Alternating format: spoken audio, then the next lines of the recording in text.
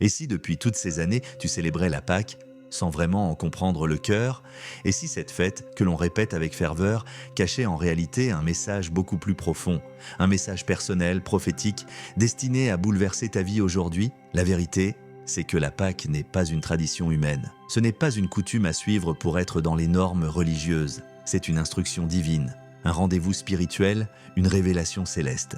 Et si tu passes à côté de son sens, tu risques de passer à côté de ce que Dieu veut faire dans ta vie maintenant. Dans cette vidéo, nous allons ouvrir ensemble la parole. Et tu vas découvrir que chaque détail de la Pâque, chaque symbole, chaque ordre de Dieu est rempli de puissance et de vérité. Tu vas voir que Dieu n'a rien laissé au hasard. Il a choisi le menu, il a choisi l'attitude, il a choisi l'intention. Pourquoi ? Parce que cette nuit-là, Dieu préparait non seulement la délivrance d'un peuple, mais aussi l'annonce du salut éternel à travers Christ. Nous allons plonger dans Exode 12, 1 à 14, le tout premier moment où Dieu a institué la Pâque. Et après cette lecture, tu ne verras plus jamais cette fête de la même manière. Alors installe-toi, ouvre ton cœur, écoute attentivement, parce que ce message n'est pas juste pour Israël. Ce message, Dieu l'a aussi préparé pour toi. Dans Exode 12, 1 à 14, Dieu parle, mais pas comme un Dieu lointain. Il parle comme un père qui prépare la délivrance de ses enfants. Il donne des instructions précises, claires, remplies de sens spirituel. Il ne laisse aucun détail au hasard, car ce qui se joue dans cette nuit-là, c'est bien plus qu'un simple événement historique. C'est le commencement d'un changement radical, d'une libération éternelle. Il commence par dire « Ce mois-ci sera pour vous le premier des mois ». Cela signifie que la Pâque est un nouveau départ. Dieu ne libère pas partiellement. Quand il intervient, il change même ton calendrier. Il redéfinit ton temps. Il te dit « Ce que tu vivais avant ne compte plus. À partir de maintenant, je suis ton point de départ. » C'est une remise à zéro divine. Puis, il ordonne de prendre un agneau.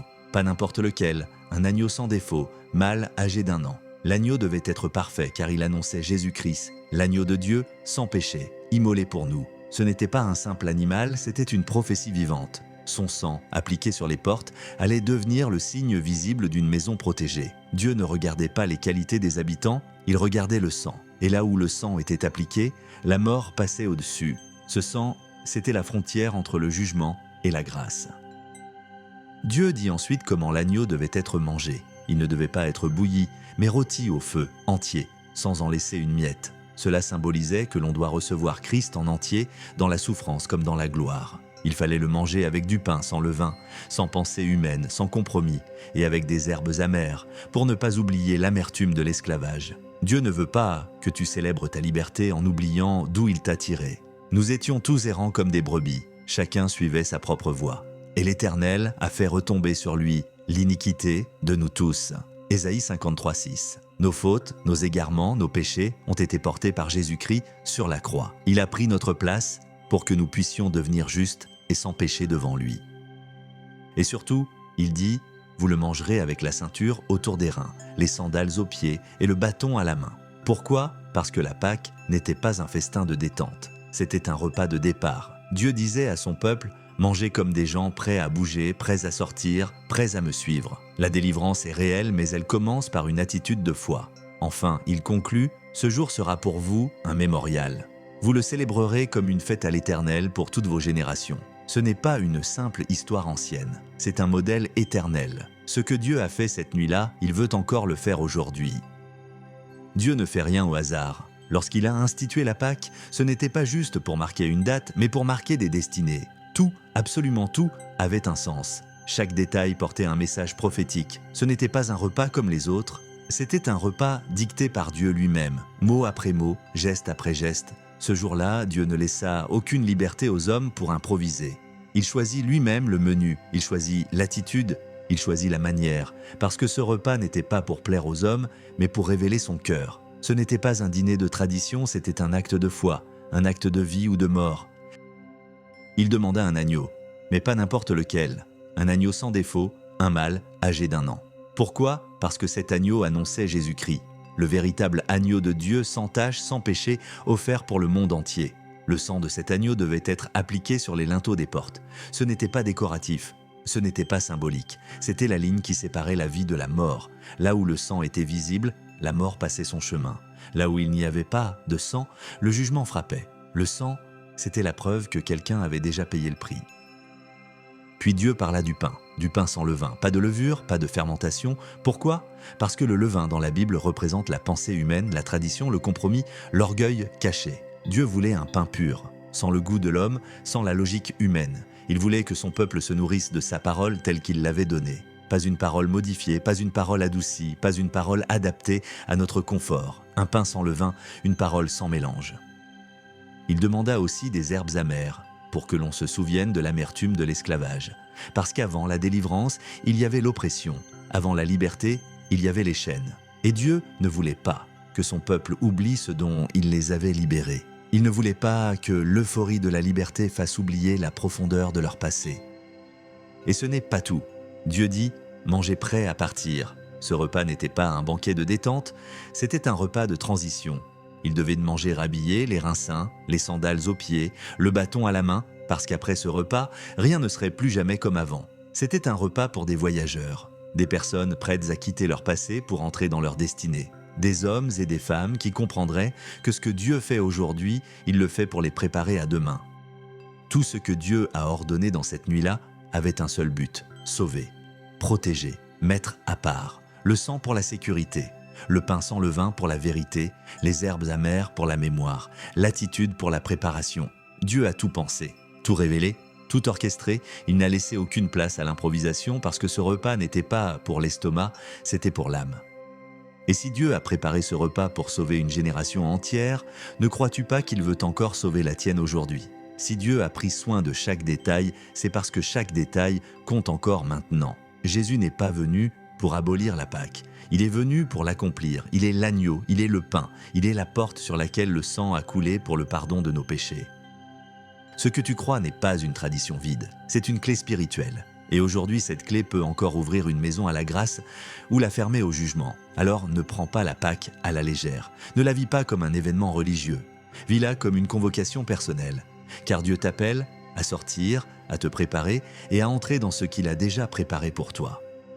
La vraie Pâque n'est pas seulement un repas, ce n'est pas une tradition à respecter, ni une fête à célébrer une fois par an avec de beaux vêtements, des chants et une belle table. La vraie Pâque, celle que Dieu désire, commence dans le cœur et c'est là que se joue la vraie bataille. Parce que nous avons appris à fêter la Pâque avec notre propre levain. Nous venons à Dieu avec nos idées toutes faites, nos plans déjà tracés, nos attentes bien emballées. Nous voulons la bénédiction, mais à notre manière. Nous voulons le salut sans renoncer à notre volonté. Nous voulons célébrer Dieu, mais sans lui laisser la place d'être le maître du repas. Pourtant, le jour de la première Pâque, Dieu n'a rien laissé aux hommes. C'est lui qui a choisi chaque détail, chaque symbole, chaque geste. Il a dit « Ne mettez pas de levain ».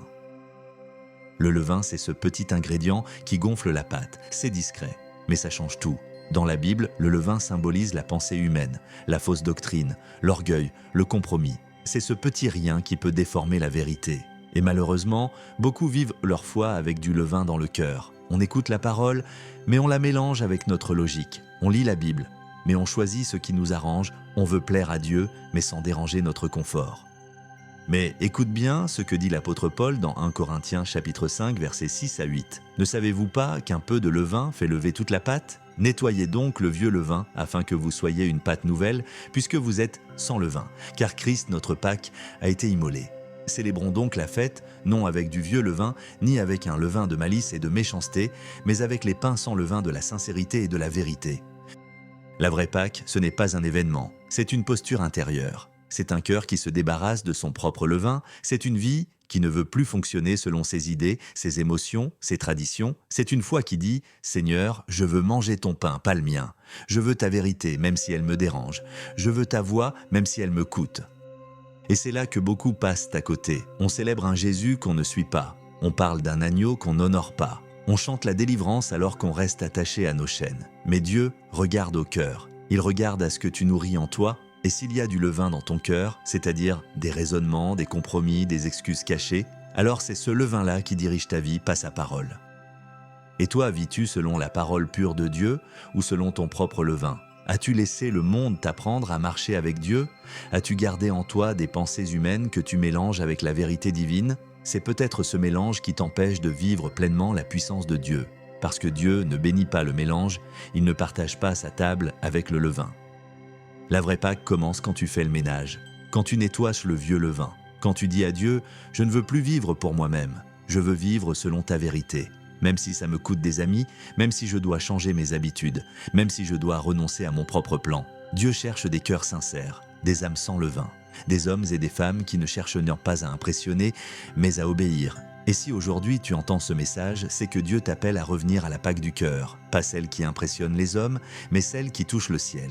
Une Pâque vécue en profondeur, sans artifice, une foi qui ne joue pas un rôle, mais qui s'offre entièrement.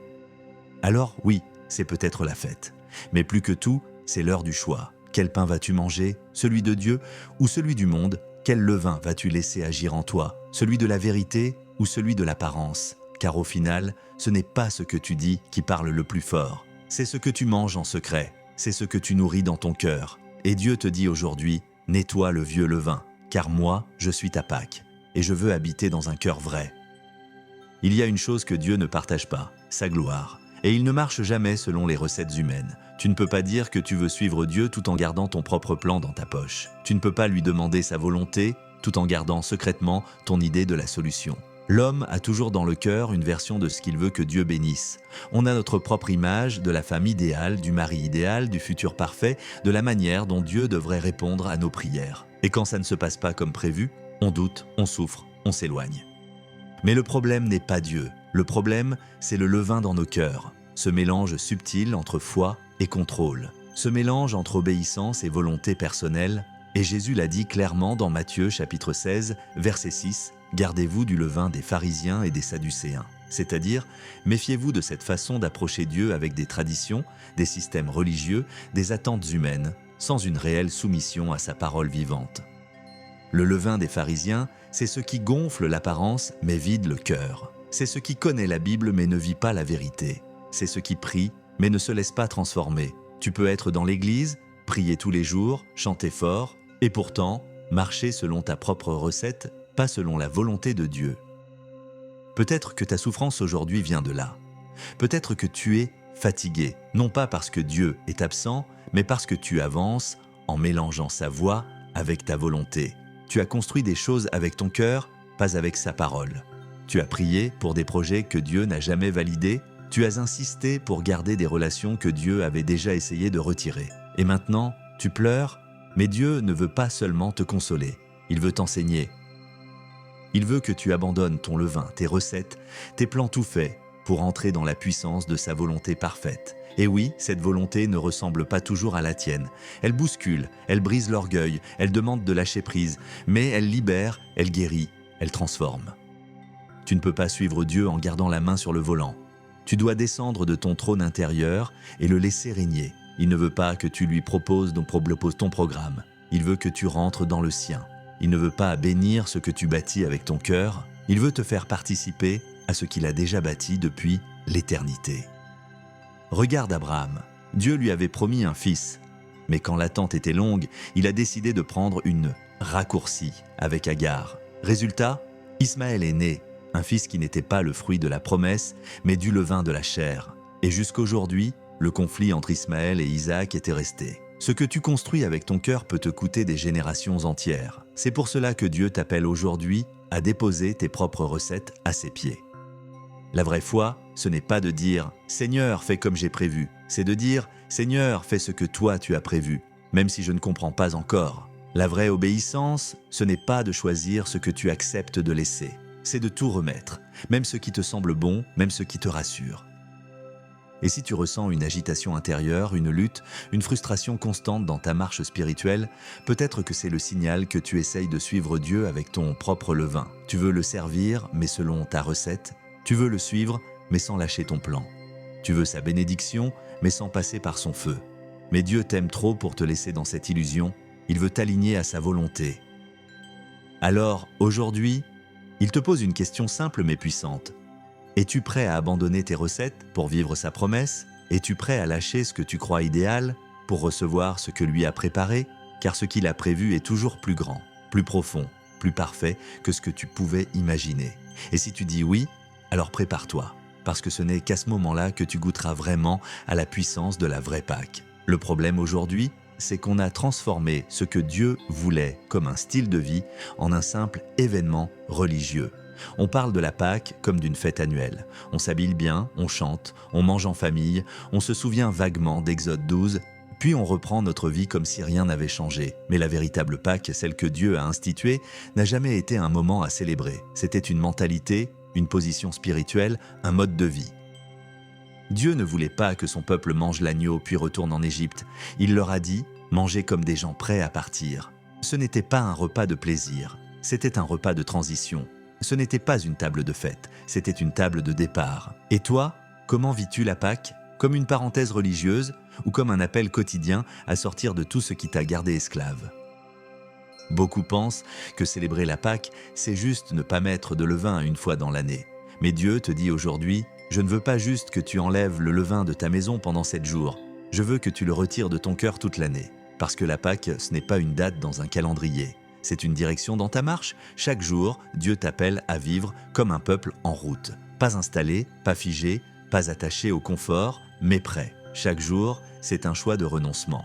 Renoncer à ce que tu penses te savoir, renoncer à l'ancienne manière d'agir, renoncer à vivre selon ton cœur et décider de marcher selon la parole. C'est ce que Jésus voulait dire quand il a dit « Si quelqu'un veut venir après moi, qu'il renonce à lui-même, qu'il prenne sa croix chaque jour et qu'il me suive. » Luc 9, 23.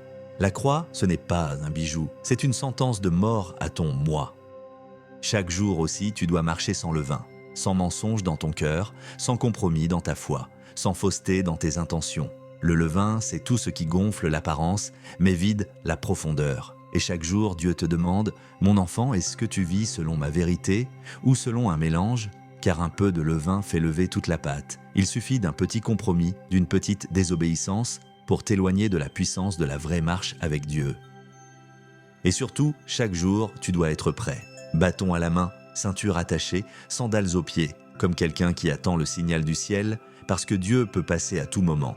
Il peut ouvrir une porte, il peut te dire « Sors d'ici, change de direction, avance maintenant », mais si tu es trop installé, trop attaché, trop endormi, tu risques de ne pas entendre son appel. La vie chrétienne, ce n'est pas une installation, c'est un voyage. Et la Pâque, c'est le départ, pas la fin. Et si tu vivais chaque jour comme si Dieu passait ce soir? Et si, au lieu de courir après des bénédictions, tu te préparais comme quelqu'un qui sait que son Dieu peut intervenir à tout moment? Et si tu prenais chaque repas comme une communion avec le ciel, chaque prière comme une convocation divine, chaque réveil comme une grâce à ne pas gaspiller? Beaucoup fêtent la Pâque, mais vivent comme des esclaves. Ils parlent de liberté, mais restent des prisonniers de leurs habitudes, de leurs raisonnements, de leur routine. Mais Dieu dit, si tu es vraiment libre, alors marche comme quelqu'un de libre. Marche comme un fils du roi, marche comme une fille affranchie, marche avec foi, sans attache, sans peur, sans levain. Car la vraie Pâque, ce n'est pas dans ce que tu dis, c'est dans comment tu vis. Est-ce que tu es prêt à obéir, même sans comprendre? Est-ce que tu es prêt à marcher, même si tu ne vois pas encore la mer s'ouvrir? Est-ce que tu es prêt à vivre chaque jour comme si c'était ton dernier dans l'esclavage, ton premier dans la promesse? La Pâque, ce n'est pas une belle histoire à raconter, c'est un feu à raviver, une posture à adopter, une foi à vivre, chaque jour, sans interruption. Et aujourd'hui, Dieu ne te demande pas simplement de célébrer, il te demande de marcher, de te lever, de renoncer à l'ancien et de vivre enfin comme quelqu'un qui appartient à la liberté. Voici le 6e point, et peut-être le plus important, parce qu'à quoi sert tout ce que tu viens d'entendre si cela ne t'amène pas à un vrai choix? Ce n'est pas une vidéo pour t'informer, c'est une invitation à une transformation. Dieu ne cherche pas des célébrants, des gens qui fêtent la Pâque avec des chants et des plats, mais dont le cœur est resté en Égypte. Il cherche des hommes et des femmes prêts à marcher selon sa parole, pas selon leur tradition. Il cherche des cœurs sincères, des vies prêtes à bouger quand il dit « tu bouges », des âmes marquées par le sang de l'agneau, pas par l'apparence extérieure. Alors pose-toi cette question. Est-ce que je célèbre vraiment la Pâque ou est-ce que je fais un joli repas avec mon propre levain? Est-ce que je vis chaque jour comme quelqu'un qui a été sauvé, mis à part, prêt à partir? Ou est-ce que je suis encore là, attaché à mes habitudes, mes raisonnements, mes propres recettes spirituelles? Tu peux chanter « Jésus est vivant » et rester prisonnier de ton ancienne vie si tu ne prends pas le bâton de la foi pour marcher avec lui. La Pâque ne se voit pas dans ce que tu manges, mais dans comment tu vis. C'est une manière de te positionner chaque jour devant Dieu et de lui dire « Je ne veux pas marcher selon ma pensée, je veux marcher selon toi ». Parce que ce n'est pas la fête qui te sauve, ce n'est pas le rituel, ce n'est pas le costume blanc, c'est ton obéissance, c'est le sang appliqué sur ta vie. C'est ta foi vivante et active, c'est ta séparation du monde, ta soumission à la parole. Aujourd'hui, Dieu te dit, ne fais pas une Pâque religieuse, fais une Pâque vraie, que ton cœur soit purifié du levain, que ta maison soit marquée du sang, que tes pas soient prêts à me suivre. La question est simple, veux-tu continuer à célébrer ou veux-tu commencer à marcher? Parce que le ciel ne reconnaît pas ceux qui fêtent de bien, mais ceux qui marchent en vérité. Tu viens d'entendre la vérité, pas une vérité d'homme, mais celle de la parole de Dieu. Maintenant, il ne s'agit plus seulement de comprendre, mais de répondre. Le Seigneur ne t'appelle pas à une religion, il t'appelle à une marche. Il ne veut pas seulement des célébrations, il veut des vies transformées. Alors, si aujourd'hui ton cœur a été touché, si tu sais que quelque part tu as mis ton propre levain, tes idées, ta façon de voir, fais un pas de foi maintenant. Lève les yeux, ouvre ton cœur et dis à Dieu, je veux faire une vraie Pâque, pas selon ma tradition, mais selon ta vérité. Prions ensemble. Seigneur, me voici devant toi. Je reconnais que j'ai souvent mélangé ta parole avec mes propres pensées. J'ai essayé de marcher avec toi tout en gardant mon levain. Mais aujourd'hui, je renonce à mes raisonnements, à mes traditions, à ma propre recette de vie. Enlève de mon cœur tout ce qui n'est pas de toi. Délivre-moi du levain des pharisiens, du levain des excuses, du levain de l'orgueil. Seigneur, je veux marcher avec un cœur pur. Je veux célébrer la Pâque, non pas une fois dans l'année, mais chaque jour, en marchant dans l'obéissance et dans la foi. Remplis-moi de ta parole pure, sanctifie mon cœur, marque ma maison du sang de l'agneau, et rends-moi prêt à te suivre, même dans l'inconnu. Je te donne ma vie, ma volonté, mes plans, mes raisonnements. Je veux vivre une Pâque vraie qui te glorifie et qui m'amène à la liberté véritable. Dans le nom puissant de Jésus-Christ, je te consacre mon cœur maintenant. Amen.